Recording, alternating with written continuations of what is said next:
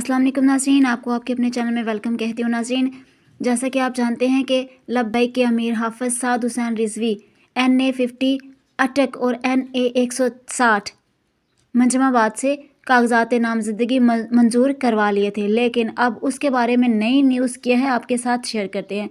नाज़रीन, तहरीक लब्बैक के अमीर हाफ़िज़ साद हुसैन रिज़वी का कहना है कि ज़ालिमों और जाबरों की नर्सरियों में पलने वाले सियासतदान मुल्क की मौजूदा सूरत हाल के ज़िम्मेदार हैं। मुल्क में कोई कानून नाम की चीज़ ही नहीं है। रवायती साइंसदानों ने हमेशा आइन और कानून को अपनी मंशा के मुताबिक तरमीम करके नाफिज किया है।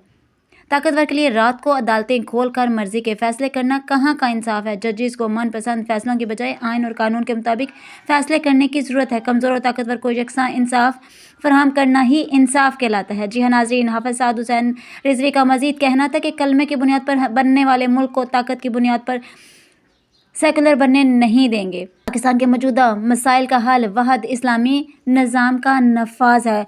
कोई मुल्क की सालमियत के खिलाफ काम करता है तो उसे कानून के कटहरे में लाकर खड़ा किया जाए। बलोच कौम की बुजुर्ग माओं बहनों बच्चों पर जुल्म हुआ, इसका दिली दुख है और उनका कहना था कि बच्चों बुजुर्गों और ख़वातीन पर जबर और तशद्दुद करना महज़ब कौमों का शेवा नहीं है।